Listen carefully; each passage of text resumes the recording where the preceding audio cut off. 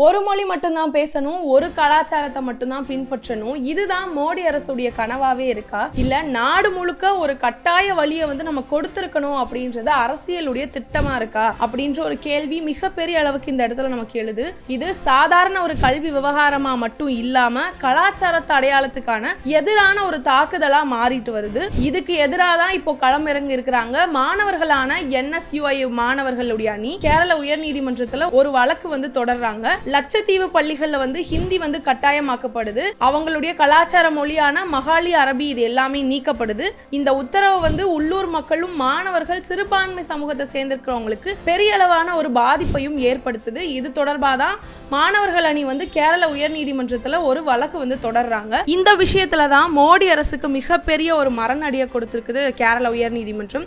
இந்த நீதிமன்றத்துடைய ஆளுகைக்கு உட்பட்டிருக்கக்கூடிய பகுதியான லட்சத்தீவுல உங்களுடைய விருப்ப மொழி ஹிந்தியை கொண்டு திணிப்பீங்க அப்படின்னா அதை இந்த நீதிமன்றம் அனுமதிக்கவே முடியாது. இதை உத்தரவிட்டிருக்கக்கூடிய மத்திய அரசுடைய பிரதிநிதியா இருக்கக்கூடியவருடைய உத்தரவை நாங்க நிறுத்தி வைக்கிறோம்.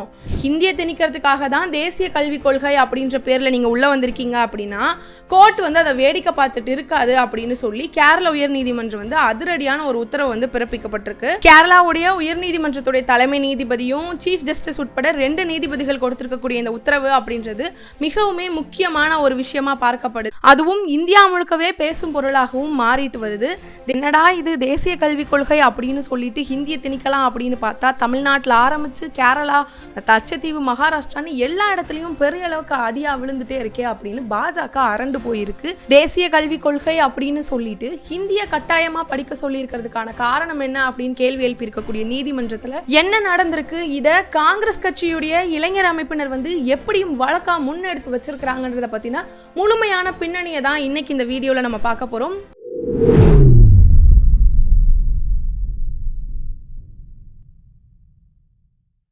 கோபாசை நண்பர்களுக்கு வணக்கம். வீடியோக்குள்ள போறதுக்கு முன்னாடி மறக்காம சேனலை சப்ஸ்கிரைப் பண்ணிக்கோங்க. அப்படியே இந்த வீடியோக்கு ஒரு லைக் பண்ணிட்டு உங்களுடைய கருத்துக்களை மறக்காம கமெண்ட் செக்ஷன்ல பதிவிட்டுருங்க. 2020 கொண்டு வரப்பட்டிருக்கக்கூடிய தேசிய கல்விக் கொள்கை அப்படின்ற ஒரு பேர்ல மோடி அரசானது ஒரு சீரற்று இருக்கக்கூடிய ஒரே மொழி திணிப்பு அப்படின்ற அரசியலை நாடு முழுக்கவே கட்டாயமா கொண்டு வரத்துக்கு முயற்சிக்குது. 3 மொழி கொள்கை அப்படின்ற ஒரு பேரை வச்சு அதை விளம்பரப்படுத்தி இருந்தாலும் அதுக்கு அடிப்படையில் நடக்கக்கூடிய செயல்பாடுகள் இந்தி இல்லாத மாநிலங்கள் எல்லாத்துடைய கலாச்சார அடையாளங்களையுமே அழிக்கக்கூடிய வகையில தான் அதோடைய செயல்கள் இருந்துட்டு இருக்கு. இப்போ இதுக்கான சமீபத்திய எடுத்துக்காட்டு அப்படின்னு சொல்லணும்னா லட்சத்தீவு பள்ளிகளில் ஹிந்தியை 3வது மொழியா கட்டாயமாக்கக்கூடிய முயற்சி முன்னெடுக்கப்பட்டு இப்போ ஹிந்தி கட்டாயம் அப்படின்ற ஒரு உத்தரவுமே பிறப்பிக்கப்பட்டிருக்கு. லட்சத்தீவை பொறுத்த வரைக்கும் CM, அசம்பிளி, MLAக்கள் அப்படின்றதெல்லாம் யாரும் கிடையாது. லட்சத்தீவை பொறுத்த வரைக்கும் ஒரு காலத்துல எம்பின்றவங்க இருந்தாங்க. ஆனா இப்போ அட்மினிஸ்ட்ரேட்டர் அப்படின்னு சொல்லக்கூடிய ஒருத்தர் இருப்பாரு. அவருமே மத்திய அரசால நியமிக்கப்படக்கூடிய ஒரு அதிகாரியா இருப்பாரு. இப்போ அங்க யார் இருக்கா அப்படின்னா பிரதமர் மோடியால ஆத்மார்த்தமா வளர்த்தெடுக்கப்பட்ட அவருடைய சிஷ்ய பிள்ளையான பிரஃபுல் பட்டேல் அவர்கள் தான் இப்போ அட்மினிஸ்ட்ரேட்டரா அங்க இருக்காரு. இப்போ மோடி அரசு கொண்டு வந்திருக்கக்கூடிய இந்த தேசிய கல்விக் கொள்கை அப்படின்றதுல பிற போக்களை பார்க்கும்போது மாணவர்களுக்கான தேர்வும் மொழி விருப்பமே கொடுக்கப்பட்டிருக்கிறதாக நமக்கு தோன்றினாலுமே கூட உள்ளார்ந்த நோக்கமா நமக்கு இதுல என்ன இருக்கு அப்படின்னா ஹிந்திய முழு நாட்டிலையுமே கட்டாயமாக்குறது தான் அப்படின்னு நமக்கு தெளிவாகவே தெரியுது. இப்போ 3வது மொழி அப்படின்றது என்னவா அங்க குறிப்பிட்டிருக்கிறாங்க அப்படின்னா பூர்வீகமா இந்தியாவை சேர்ந்து இருக்கக்கூடிய ஒரு லாங்குவேஜ் அந்த இடத்துல இருக்கணும் அப்படின்றத தான் அவங்க குறிப்பிட்டிருக்கிறாங்க. ஆனால் இது அவங்களுடைய கொள்கைன்னு வெளியே சொல்லியிருந்தாலுமே பாஜக அரசு என்ன பண்ணுறாங்கன்னா தங்களுடைய விருப்ப மொழியாக இருக்கக்கூடிய ஹிந்தியை தான் நாடு முழுக்க திணிக்கிறதுக்கான ஒரு சட்டத்தோடைய ஒத்துழைக்கப்பட்டிருக்கக்கூடிய ஒரு திட்டமாகவே இந்த தேசிய கல்விக் கொள்கை அப்படின்றது பயன்படுத்துறதாகவே நம்மளால் பார்க்க முடியுது.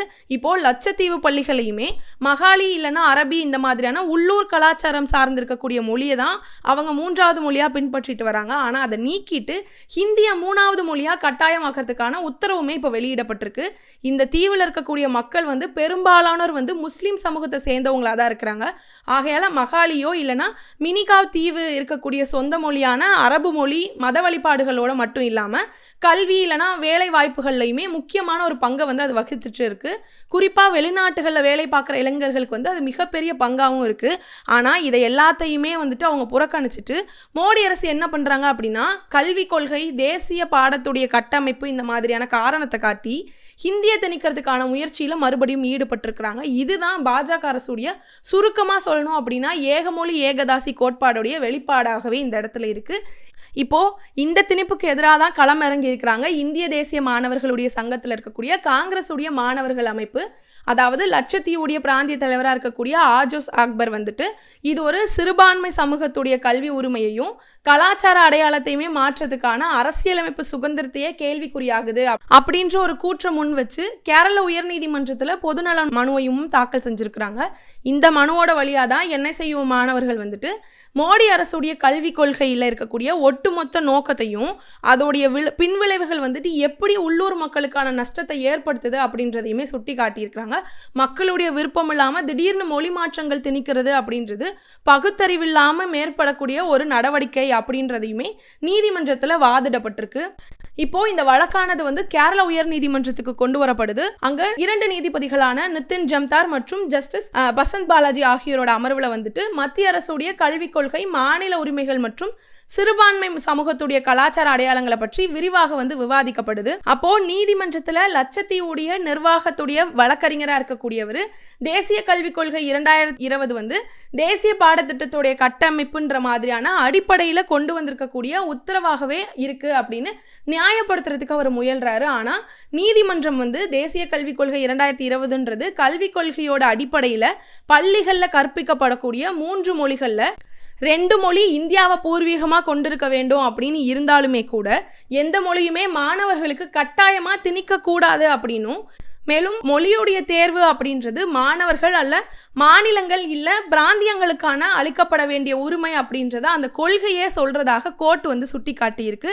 மேலும் லட்சத்தீவு பள்ளிகளில் மொத்தமாக 34 பள்ளிகள் இருக்குது. இதில் 26 பள்ளிகளானது வந்து கேரள மாநில கல்வி ஆராய்ச்சி மற்றும் பயிற்சி கவுன்சில்னு சொல்லக்கூடிய SCERT படத்திட்டத்தை பின்பற்றிட்டு இருக்கிறாங்க. கேரளாவுடைய கல்வி விதிகள் வந்து 1959 படி வந்து அரபு அப்படின்றது வந்து ஒரு பரிந்துரைக்கப்படக்கூடிய மொழியாக இருக்குது. இதோட அடிப்படையில் அரபு மற்றும் மகாலி மொழிகள் வந்து அந்த தீவுடைய கலாச்சாரம், மத மரபுகள் மற்றும் சமூக அடையாளங்களோட நெருக்கமாக பிணைஞ்சிருக்கக்கூடியதாக இருக்குது அப்படின்னு மனுதாரர் தரப்புல இருந்து வலியுறுத்தி இருக்கிறாங்க.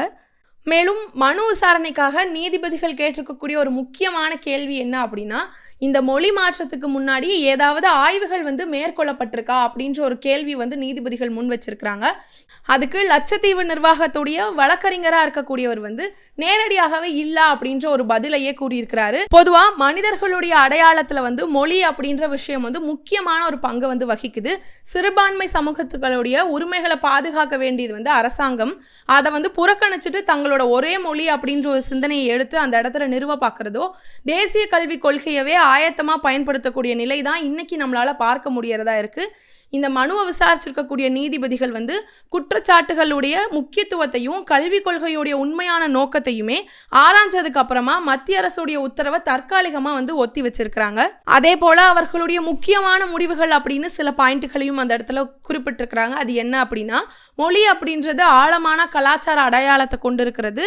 இது மாதிரியான மாற்றங்கள் வந்து சமூக அடையாளத்தில் பெரிய ஒரு தாக்கங்களை ஏற்படுத்தும் அப்படின்றதையும், மாணவர்களுக்கு மொழி தேர்வில் சுதந்திரம் கண்டிப்பாக அளிக்கப்பட வேண்டியது அப்படின்றதையும் தெரிவிச்சிருக்காங்க.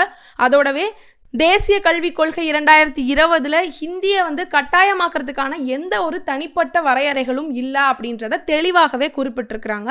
இப்போ இந்தியாவுடைய பன்மொழி பன்மத பன்முக கலாச்சாரத்தில் ஒரு மொழி ஒரு கலாச்சாரம் ஒரு தேசியம் அப்படின்னு சொல்லக்கூடிய சுருக்கமான ஒரு எண்ணம் வந்து இடம்பெறவே முடியாது அப்படின்றது தான் மோடி அரசுடைய ஏகேசன் இந்தியா அப்படின்ற கனவுல ஹிந்தி முக்கியமான ஒரு இடத்தை பிடிக்க வேணும் அப்படின்றது தான் அவங்களோட இலக்கா இருக்கு. ஆனால் இதே காரணத்தால் தமிழகம்ல ஆரம்பித்து கேரளா, பஞ்சாப், மேற்கு வங்காளம், வடகிழக்கு மாநிலங்கள்ன்ற மாதிரியான இடத்துலலாம் ஹிந்தி திணிப்புக்கு மக்கள் பெரிய அளவான ஒரு எதிர்ப்பை வந்து தெரிவிச்சுட்டு இருக்கிறாங்க. இந்த வழக்கில் நீதிமன்றத்தில் தற்காலிகமான தீர்ப்புன்றது இருக்குது.